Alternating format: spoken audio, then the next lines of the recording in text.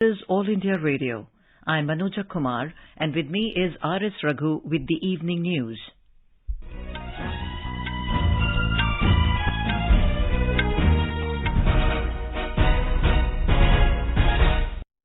The headlines. Union Cabinet approves computerization of primary agriculture credit societies with overall budget outlay of 2,516 crore rupees. Benefits 13 crore small and marginal farmers. Cabinet Committee on Economic Affairs approves deregulation of sale of domestically produced crude oil to ensure marketing freedom for all exploration and production companies. Maharashtra Governor Bhagat Singh Koshyari orders to hold floor test in the State Assembly tomorrow. National Investigation Agency takes over investigation of yesterday's brutal murder case in Udaipur. All rate changes recommended by 47 GST Council to be made effective from 18th of July. Vice Presidential election to be held on 6th of August. Jammu and Kashmir Lieutenant Governor Manoj Sinha flags off first batch of Amarnath pilgrims for Kashmir Valley from Bhagwati Nagar Base Camp in Jammu. ISRO to launch rocket PSLV C-53 carrying 3 Singapore satellites from Satish Dhawan Space Centre, Sriharikota, tomorrow evening. And in Wimbledon tennis tournament, Novak Djokovic of Serbia registers a straight set win over Australian Thanasi Kokinakis in the second round. And now the news in detail. The Union Cabinet today approved computerization of primary agriculture credit societies, PACS.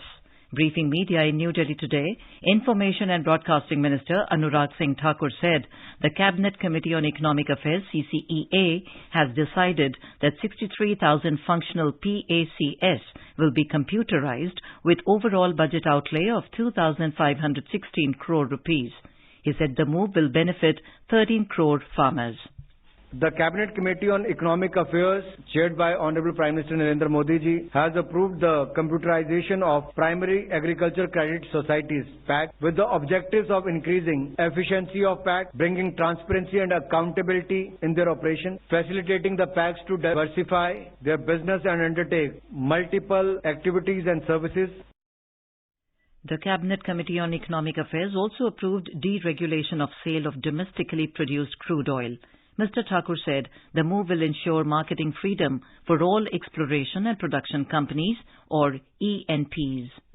With effect from 1st October 2022, this will ensure marketing freedom for all exploration and production operators. The condition in the production sharing contract to sell crude oil to government or its nominee or government companies shall accordingly be waived off. All ENP companies will now be free to sell crude oil from their fields in domestic market. They'll be free to sell it to anyone. Government revenues like royalties, cess, etc. will continue to be calculated on uniform basis across all contracts. As earlier, exports will not be permissible. This decision will further spur economic activities, incentivize making investments in upstream oil and gas sectors. All exploration and production companies will now be free to sell crude oil from their fields in the domestic market. As earlier, exports will not be permissible. The Union Cabinet has also approved the categorization of the Coalition for Disaster Resilient Infrastructure, or CDRI, as an international organization and signing of the Headquarters Agreement HQA with CDRI for granting it the exemptions, immunities and privileges as contemplated under the United Nations Privileges and Immunities Act 1947. This will help the CDRI in deputing experts to other countries that are particularly vulnerable to disaster risk, deploying funds globally, and receive contributions from member countries for CDRI activities.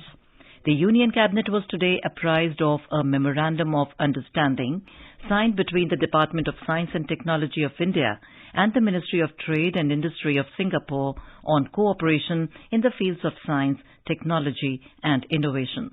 The Cabinet was also apprised of a strategic partnership agreement signed between the Ministry of New and Renewable Energy, Government of India and the International Renewable Energy Agency.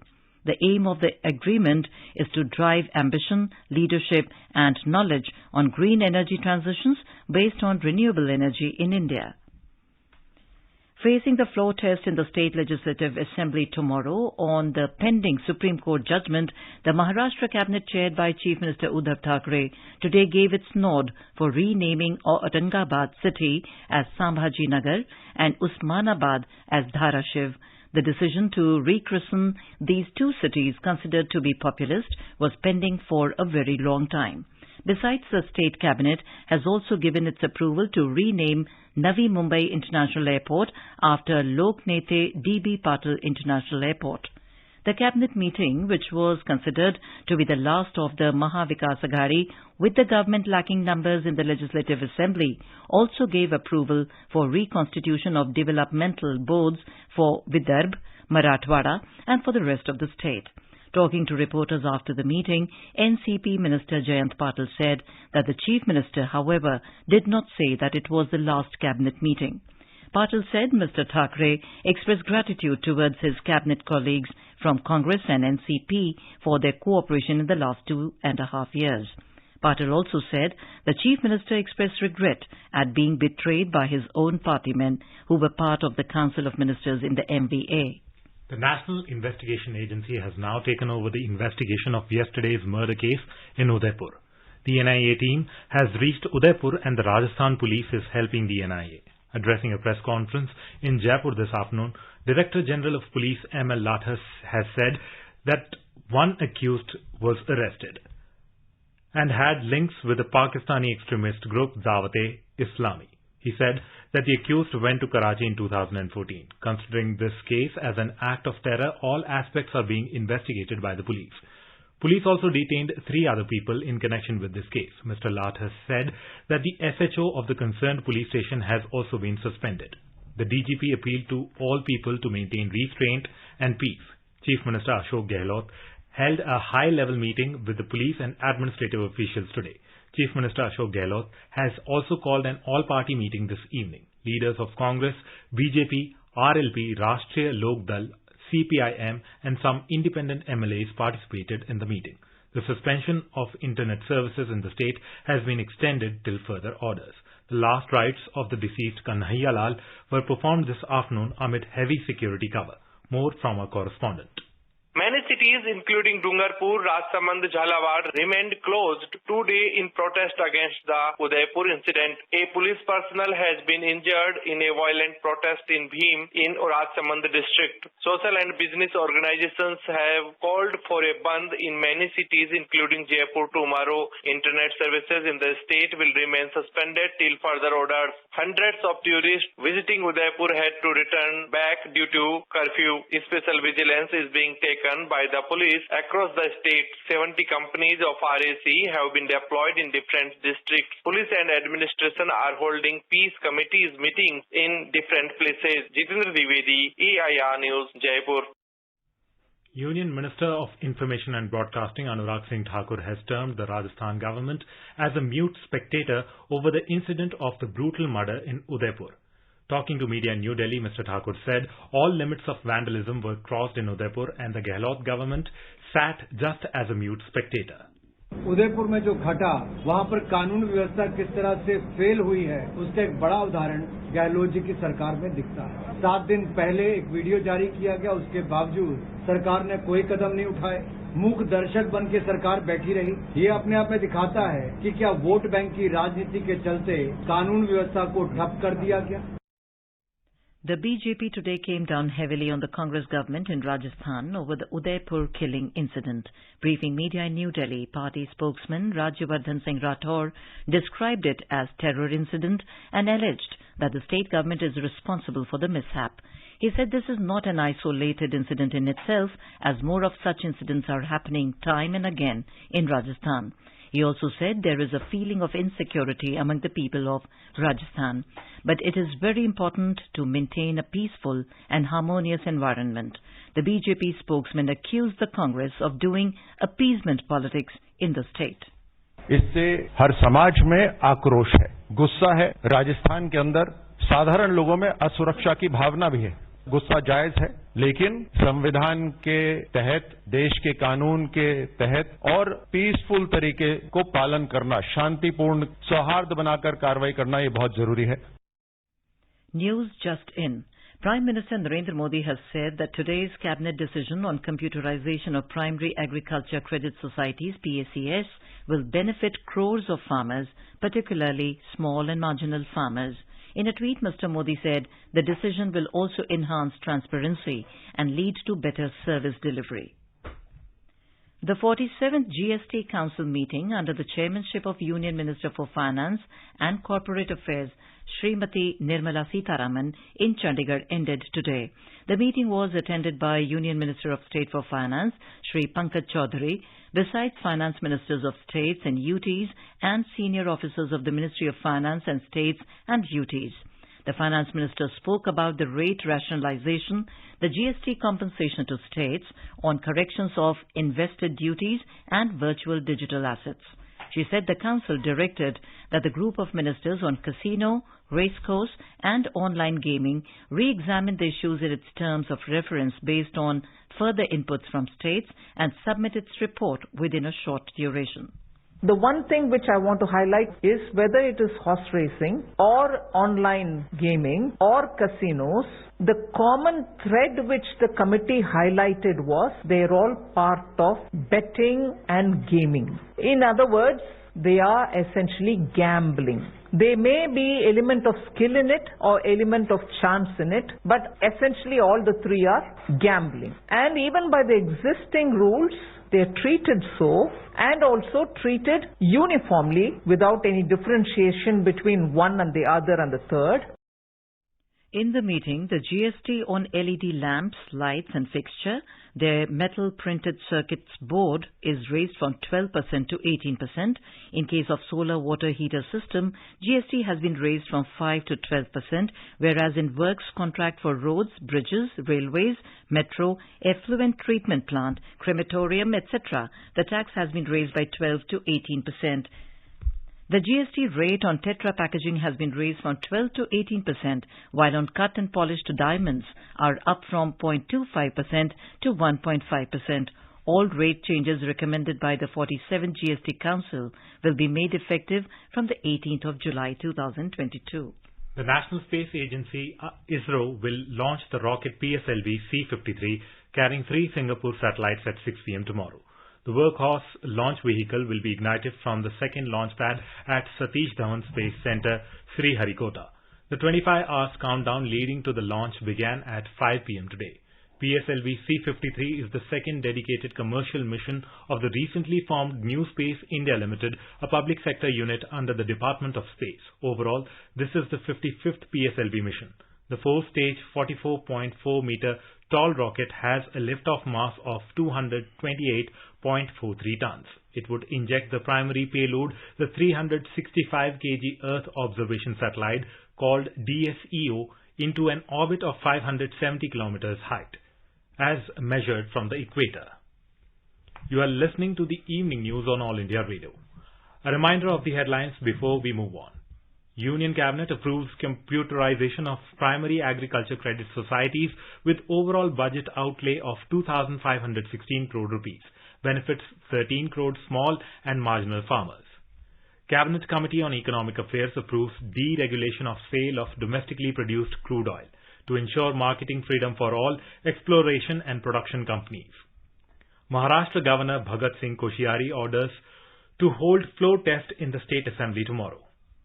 National Investigation Agency takes over investigation of yesterday's brutal murder case in Udaipur. All rate changes recommended by 47th GST Council to be made effective from 18th of July. Vice Presidential election to be held on 6th of August. Jammu and Kashmir Lieutenant Governor Manoj Sinha flags off first batch of Amarnath pilgrims for Kashmir Valley from Bhagwati Nagar base camp in Jammu. ISRO to launch rocket PSLV C-53 carrying 3 Singapore satellites from Satish Dhawan Space Center, Sriharikota tomorrow evening. And in Wimbledon tennis tournament, Novak Djokovic of Serbia registers a straight set win over Australian Thanasi Kokinakis in the second round. For quick news updates round the clock, follow us on our Twitter handle at AIR News Alerts. क्या आप competitive exams की तैयारी कर रहे हैं?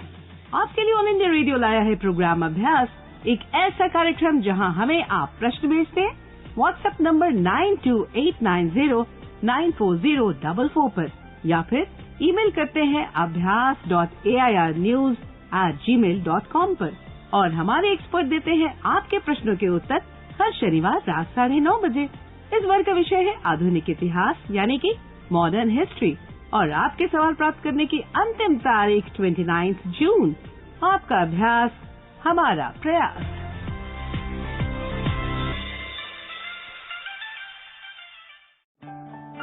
उपभोक्ताओं तक पहुंचने का सुलभ और सस्ता माध्यम है आकाशवाणी। आकाशवाणी के विभिन्न केंद्रों से कीजिए अपने उत्पादों और सेवाओं का प्रचार विज्ञापनों के माध्यम से। लोकल और राष्ट्रीय स्तर पर कीजिए अपने बिजनेस का विस्तार, क्योंकि आकाशवाणी में विज्ञापन बुकिंग हुई बहुत ही आसान। अब घर, दफ्तर या दुकान पर बैठे बैठे आप कर सकते हैं विज्ञापनों की बुकिंग। डायल कीजिए 8700014242। नंबर एक बार फिर नोट करें, 8700014242। Welcome back to the evening news on All India Radio. The vice presidential election will be held on the 6th of August. In a statement, the Election Commission of India, ECI, said notification for the election will be issued on the 5th of July and nomination can be filed till the 19th of next month. The scrutiny of nominations will be done on the 20th of July. The Commission said Secretary General of the Lok Sabha will be the returning officer for the election. A report from our correspondent. As per Article 66 of the Constitution, the Vice President is elected by the members of Electoral College, consisting of the members of both Houses of Parliament, in accordance with the system of proportional representation by means of the single transferable vote. For 2022 16th Vice Presidential election, the Electoral College consists of 233 elected members of Rajya Sabha, 12 nominated members of Rajya Sabha, and 543 elected members of Lok Sabha. The Electoral College comprises of a total of 788 members of both Houses of Parliament. Since all the electors are members of both Houses of Parliament, the value of vote of each member of Parliament will be 1. The term of Vice President M. Venkaiah Naidu is ending on 10th August. Anupam Mishra, AR News, Delhi. And now let's listen to our special program, Azadi Ka Safar, highlighting the importance of the day during the freedom struggle. आजादी का Amrit Mahotsav.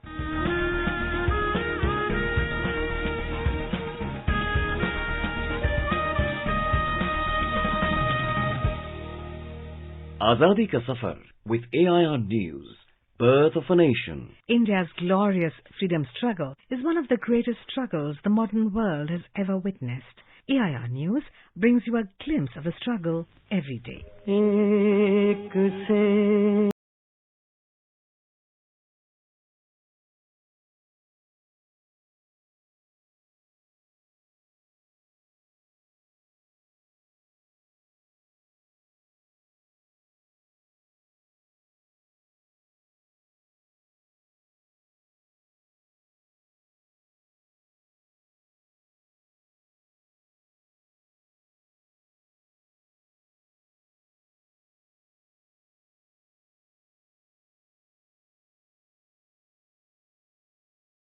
Today's episode, we remember revolutionary freedom fighter Rajendra Nath Lahiri, who was born on the 29th of June 1901 in the Pabna area of present-day Bangladesh. Lahiri took part in the famous Kakori conspiracy alongside Ashfaqullah Khan, Ram Prasad Bismil and Roshan Singh Thakur.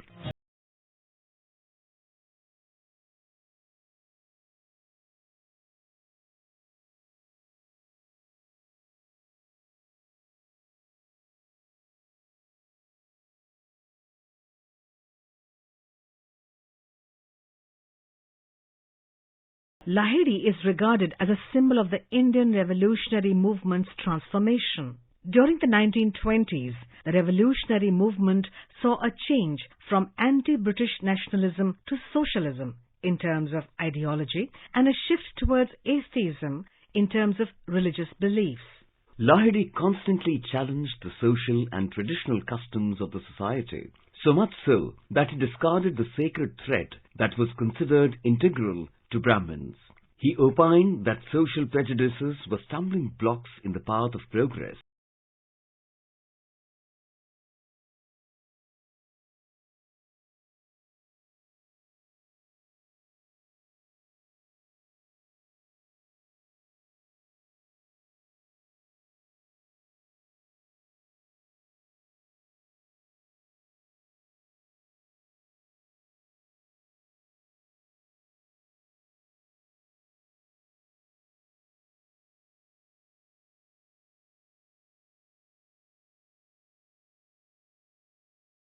Revolutionary Sachindranath Sanyal while studying at the Banaras Hindu University. Seeing the fire, spirit and passion for freedom in Lahiri, Sanyal made him the editor of the magazine Bangavani and the coordinator and arms in charge for the Varanasi branch of the Anushilan Samiti. Under the inspiration of Sanyal, Lahiri became a member of the Hindustan Republican Association. On the 9th of August 1925, in what came to be known as the Kakori conspiracy case, Rajendranath Lahiri, along with Ramprasad Bismil, Ashfaqullah Khan and Thakur Roshan Singh, looted a train carrying government money near Lucknow. Lahiri stopped the train by pulling the chain in a second-class compartment. Lahiri and the other revolutionaries dispersed to different places after the operation.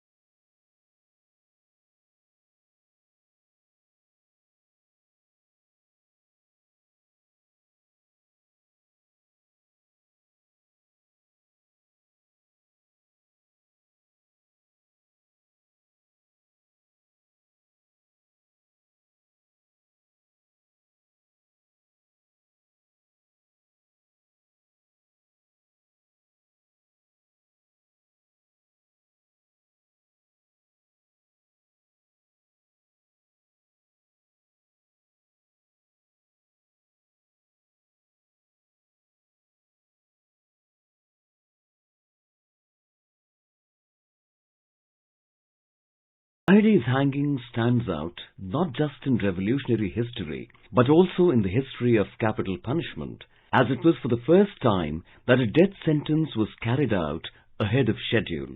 AIR News salutes the great revolutionary freedom fighter. That brings us to the end of this episode of Azadi Ka Safar with AIR News. See you in the next episode tomorrow.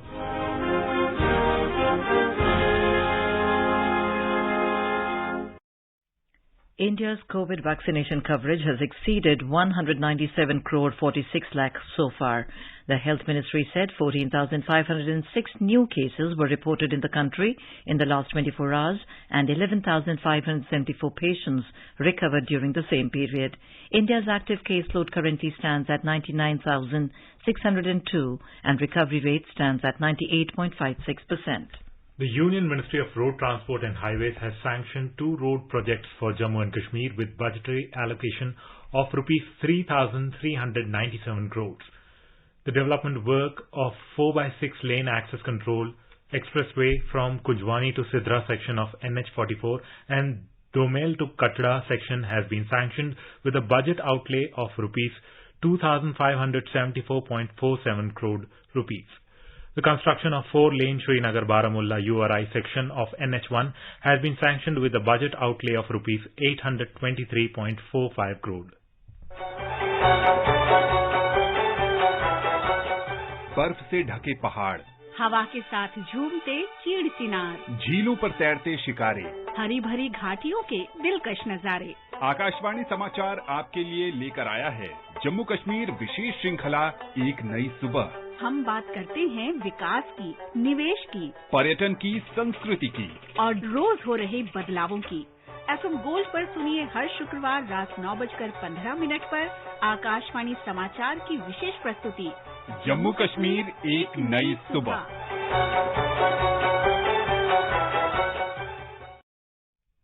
In Jammu and Kashmir, the first batch of Sri Amarnath pilgrims was flagged off for Kashmir Valley by the Lieutenant Governor Manoj Sinha at the Bhagwati Nagar base camp in Jammu this morning amid tight security arrangements.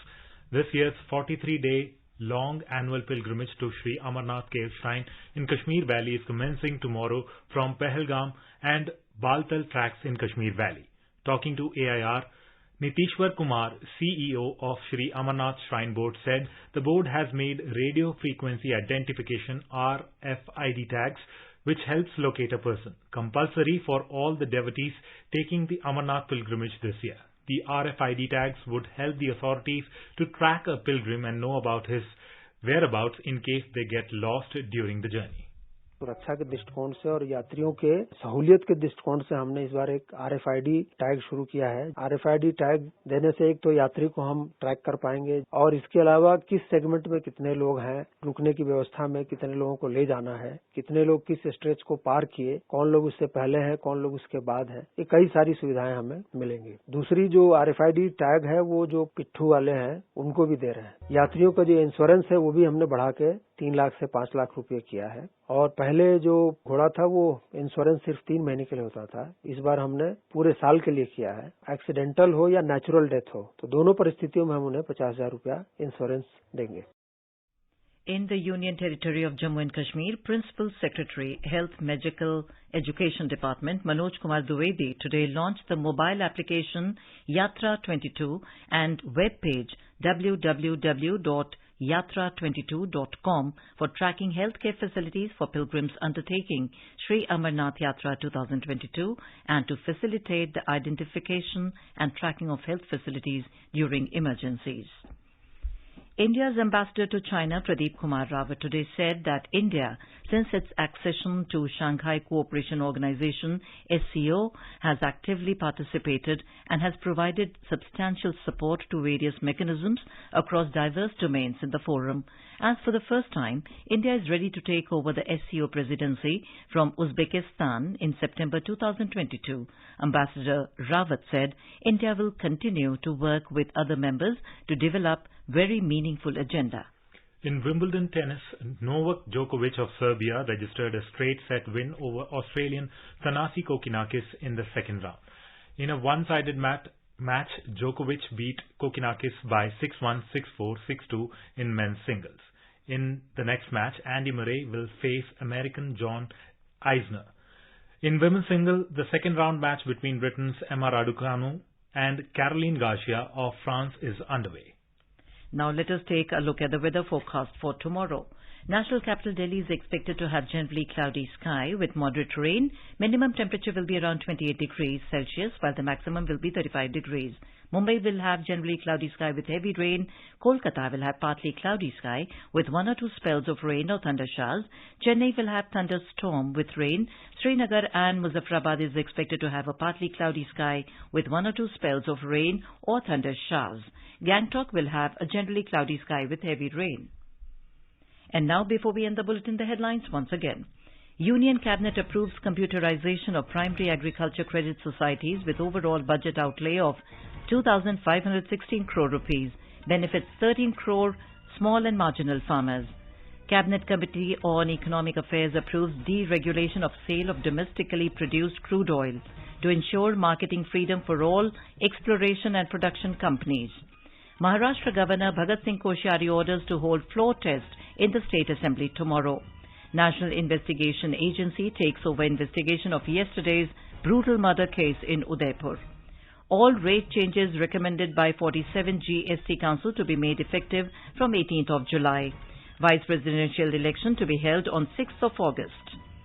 ISRO to launch rocket PSLV-C-53 carrying 3 Singapore satellites from Satish Dhawan Space Centre, Sriharikota tomorrow evening. And in Wimbledon tennis tournament, Novak Djokovic of Serbia registers a straight win over Australian Thanasi Kokkinakis. And with that, we end the evening news. Good night.